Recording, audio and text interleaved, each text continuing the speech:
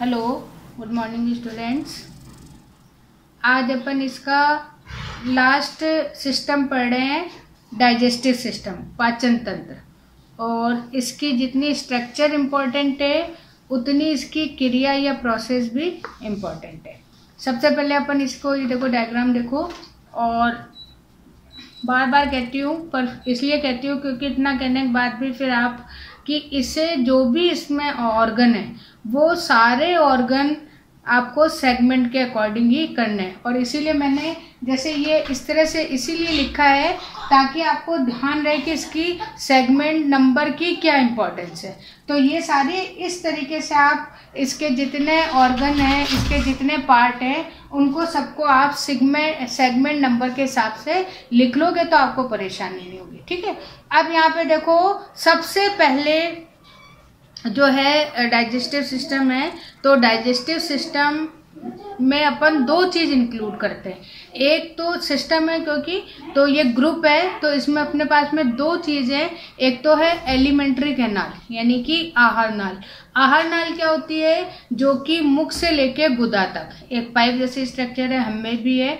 तो ये जो है जिसमें कि फूड है, वो फूड डाइजेस्ट भी किया जाता है, एब्जॉर्ब भी किया जाता है और एक्सक्रीट भी किया जाता है। तीनों काम यहाँ पर होते हैं। तो मुंह से लेके एंड पार्ट तक पाइप जैसी स्ट्रक्चर है। हाँ, कहीं थोड़ी सी बड़ी छोटी हो सकती है, बाकी अपन इसको क्या कहते हैं, नली जैसी स्ट्रक्चर। और इसी कारण अगर कभी कभी क्वेश्चन भी आता है कि ऐसा कौन सा एनिमल है जो नली के अंदर नली, ट्यूब इन ट्यूब आता है, तो उसमें आप क्या कहोगे? केचुआ। क्योंकि अब डिसेक्शन आपके नहीं है इसमें, लेकिन अगर केचुआ आप थोड़ा सा भी कट करते हो तो कट करते ही इसमें आपको एक ट्यूब दिखेगी और ये ट्यूब क्या होगी? Alimentary canal. तो इसलिए जो थोड़ा सा इम्पोर्टेंट है। सबसे पहले अपन स्टार्ट करते हैं माउथ से।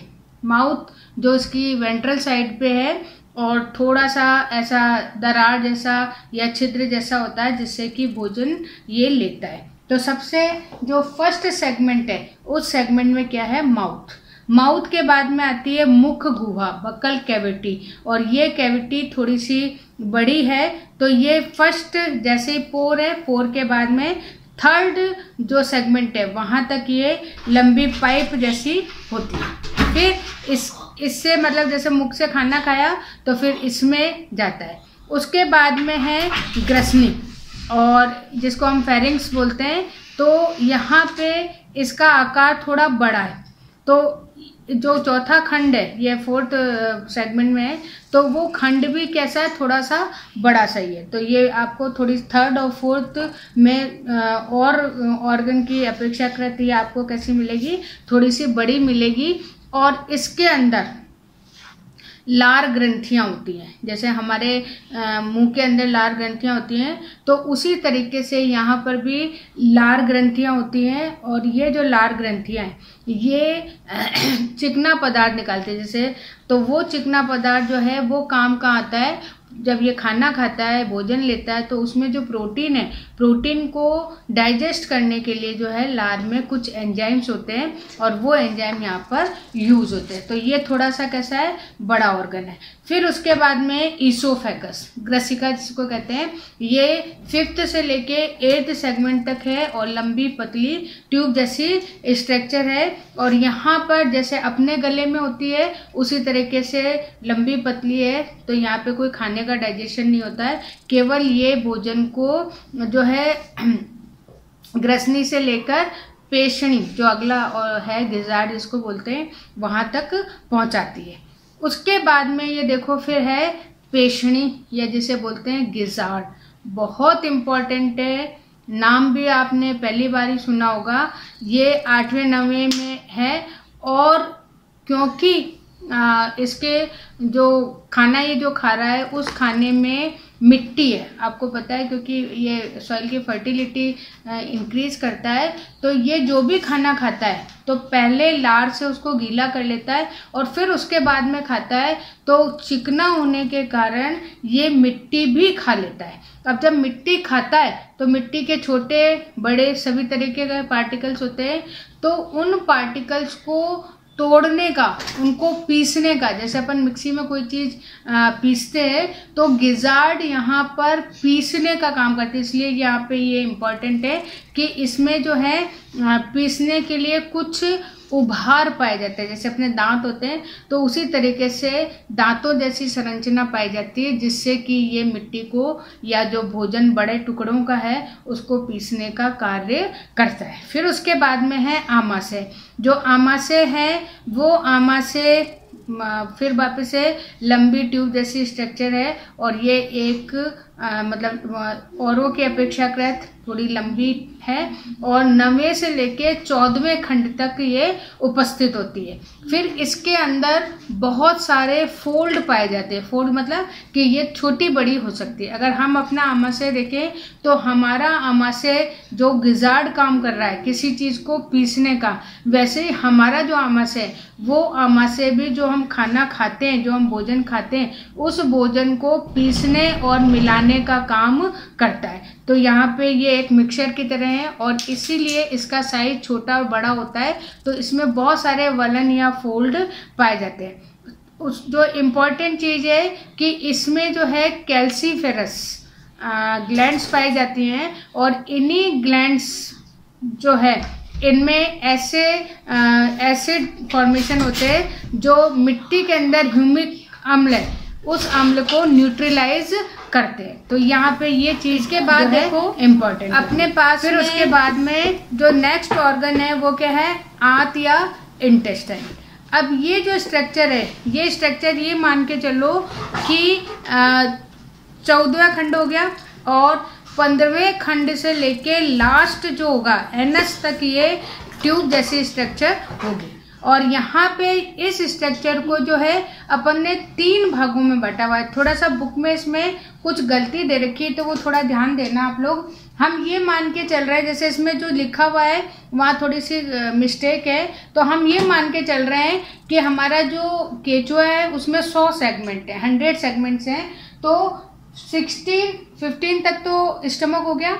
फिर उसके बाद में हमने जो इंटेस्टाइन है उसको 3 में बांट दिया। जो पहला पार्ट है वो है प्री टिफ्लोसोलर रीजन या पूर्व टिफ्लोसोलर क्षेत्र। इसके अंदर हम ये मान के चलते हैं 15वें से लेके 26वें खंड तक को हम इसमें इंक्लूड करते हैं।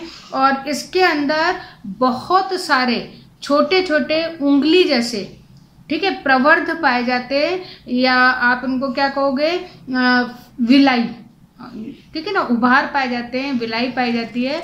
और उसका मेन काम क्या होता है कि जो भोजन डाइजेस्ट हुआ है उसको अवशोषित करना, ठीक है ना। तो यहाँ पे जो है और ये जो विलाई है ये विलाई इंटेस्टाइन या इसकी आंत्रवृत्ति के क्षेत्रफल को बढ़ाती है। तो यहाँ पर ये हो गया। फिर आप देखो यहाँ पर अगर आपको 26वें खंड में जब आप डायग्राम देख रहे हो तो 26वें खंड में आपको 2 सींग जैसे दिख रहे हैं जो ऊपर की तरफ जा रहे हैं। तो ये एक्चुअली क्या है, ये आंत्रसिका या इंटेस्टाइनल सीकी ये है। और जैसे आपने कभी सुना होगा कि अपने में होती है अपेंडिक्स, और ये अपेंडिक्स एक्चुअली सेल्यूलोज के पाचन के लिए थी, लेकिन अब हमें अवशेषी अंग है। लेकिन ये तो क्या खा रहा है, पत्ती खा रहा है, हरी पत्ती खा रहा है या सूखी पत्ती खा रहा है। तो उसमें सेल्यूलोज के पाचन के लिए ये अंग होता है। और सबसे इम्पोर्टेंट बात ये है, कई बार ये पूछा जाता है कि ऐसा कौन सा अंग है जो उल्टी दिशा में जा रहा है। तो यहाँ पे देखो ये 26 से स्टार्ट हो रहा है और ऊपर जा रहा है, तो इसका मतलब कि ये जो है अपोजिट डायरेक्शन में रहता है। तो यहाँ पे ये इसका इम्पोर्टेंट है। और ये ध्यान भी रखना कि ये 26वें खंड में होगा। और इसको अंधनाल भी आप कह सकते हो। इसका ऊपर वाला सिरा कैसा है, बंद है, और खुला कहाँ है, ये जाके 26वें खंड में। फिर उसके बाद में टिफ्लोसोलर, ये टिफ्लोसोलर ये मान के हम चल रहे हैं 100। तो नीचे के जो 25 खंड है उनको हम छोड़ दें, बाकी 26 खंड से लेके 75 खंड तक, जैसे आपकी जो बुक है उस बुक में लिखा है 27वें खंड से अंतिम 23-25, तो यहाँ तक जो है ये कौन सा आपका होता है, टिफ्लोसोलर। तो और इसमें भी जो है बहुत सारे वलन या फोल्ड पाए जाते हैं और उनमें बहुत सारी विलाई पाई जाती है, जो कि बहुत अच्छी तरीके से जो है पाचित भोजन का या डाइजेस्ट भोजन को, फूड को अवशोषित या एब्जॉर्ब करने का काम करती है। फिर उसके बाद में जो तीसरा है वो क्या है, पश्च टिफ्लोसोलर या पोस्ट टिफ्लोसोलर। और ये कौन सा होगा, ये मान के चलिए अगर 100 हैं तो लास्ट के 25 यानी 75 से 99 तक के जो सेगमेंट्स हैं वो सेगमेंट इसमें आएंगे। और इसका भी काम क्या है कि इसको अगर अपन वैसे कहें तो इसको हम रेक्टम या मलाशय भी कह सकते हैं इस पार्ट को, क्योंकि इसमें जितना एक्सक्रीटरी प्रोडक्ट है, जितना उत्सर्जी पदार्थ है वो यहाँ पर इकट्ठा होता है। और इकट्ठा होने के बाद में यहाँ पे जो अवशोषी चीज़ें या जो अच्छी चीज़ें उनको तो अवशोषित कर लेते हैं और केवल वेस्ट प्रोडक्ट को यहाँ पर रखते हैं। फिर उसके बाद में जो लास्ट है वो है एनस या गुदा, जिसमें कि ये अंतिम भाग है और इसका मुख्य कार्य क्या होता है, उत्सर्जी पदार्थ को बाहर निकालना। अब यहाँ पे देखो एक सबसे जो इम्पोर्टेंट चीज़ है वो कहलाती है कृमि कास्टिंग, वर्म कास्टिंग। कास्टिंग क्या है, क्योंकि स्टार्टिंग में मैंने आपको बताया था कि मिट्टी खाता है और उस मिट्टी को निकालता भी है, उसको एक्सक्रीट भी करता है, बाहर भी छोड़ता है, लेकिन वो मिट्टी इसकी पूरी आहार नाल में जितने रसायन हैं उन रसायनों के कारण जब बाहर निकलती है तो वो कैसी होती है, वो सॉइल की फर्टिलिटी को बढ़ा देती है। तो ये यहाँ पर इसकी एलिमेंट्री कैनाल होगी। उसके बाद में फिर इसकी प्रोसेस है। हाँ, इसके बाद देखो अब अपन थोड़ी सी पाचन क्रिया जो है, सोचो आज ये थोड़ा चैप्टर आपका कंप्लीट करवा दूं। तो जो पाचन क्रिया है उस पाचन क्रिया में या डाइजेशन प्रोसेस में सबसे पहले जो केचुआ है वो मिट्टी के साथ में भोजन ग्रहण करता है। सबसे पहले कहाँ पहुँचता है जाके, पहले मुख, फिर मुखगुआ और फिर ग्रसनी। ग्रसनी में जब जाता है तो वहाँ पे भी पहले मैंने आपको बताई थी कि लार ग्रंथियाँ होती हैं। तो इस लार में म्यूसिन और प्रोटीएज दो एंजाइम है। जो म्यूसिन है वो तो भोजन को क्या करता है, चिकना बनाता है, और जो प्रोटीएज है वो प्रोटीन जो भोजन में है उसको पाचित करता है। फिर अगला उसके बाद में किस में जाता है, ये जाता है मतलब गैसिका में जाएगा, लेकिन गैसिका में कोई पाचन नहीं है तो सीधा कहाँ जाएगा, ये पेशणी या गिजार्ड में। और वहाँ पर जाने के बाद में इसमें सबसे पहले तो क्योंकि दांत हैं या चक्की जैसी संरचना है तो भोजन को पीसा जाता है। उसके बाद में ये भोजन कहाँ जाता है, फिर आमाशय में, स्टमक में। और स्टमक में आपको पता है कि कैल्सीफेरस ग्लैंड्स हैं। ये जो ग्लैंड्स हैं इन ग्लैंड्स में ह्यूमिक अम्ल जो कि मिट्टी के अंदर होता है उसको ये न्यूट्रल करती है। उसके अलावा इस जो है कुछ यहाँ पे एंजाइम्स भी हैं जो इसको पचाने का काम करते हैं। फिर इसके बाद में जाती है आंत्र में या इंटेस्टाइन में, और यहाँ पे बहुत सारे पाचक रस हैं, बहुत ज़्यादा डाइजेस्टिव जूस हैं, जैसे ट्रिप्सिन, पेप्सिन, लाइपेज, ठीक है। और ये जो है प्रोटीन को, फैट को, स्टार्च को, इनको सबको डाइजेस्ट करते हैं। और जो आंत है वो आंत जितना पाचन में हेल्प करती है उतना अवशोषण में भी करती है। तो जब ये भोजन पूरा पाचित हो जाता है तो उसके बाद में फिर जो इम्पोर्टेंट चीज़ है या जो यूज़फुल प्रोडक्ट है उनको तो वो एब्जॉर्ब कर लेती है और बाकी चीज़ों को बाहर निकाल देती है। और ये जो प्रोसेस है इस प्रोसेस को अपन क्या बोलते हैं, वर्म कास्टिंग या कृमि कास्टिंग। तो इस तरह से जो केचुआ है वो छोटी छोटी मिट्टी की गोलियों के रूप में अपने एक्सक्रीटरी प्रोडक्ट को या उत्सर्जी पदार्थ को बाहर निकालता है। अब लास्ट टॉपिक इसमें बच रहा है कि जो अर्थवर्म है केचुआ, उसका क्या हमारी एग्रीकल्चर में क्या सिग्निफिकेंस है, क्यों हम इसको पढ़ते हैं। तो सबसे पहले इसका जो यूज़फुल है वो क्या है कि हम इसको, ये मैंने लिख भी रखा है यहाँ पे, बैट मतलब होता है प्रलोभन। जैसे मछली वगैरह जब पकड़ते हैं तो उस कांटे में केचुए को लगाते हैं ताकि कि हम इन एनिमल्स को या जंतुओं को पकड़ सकें।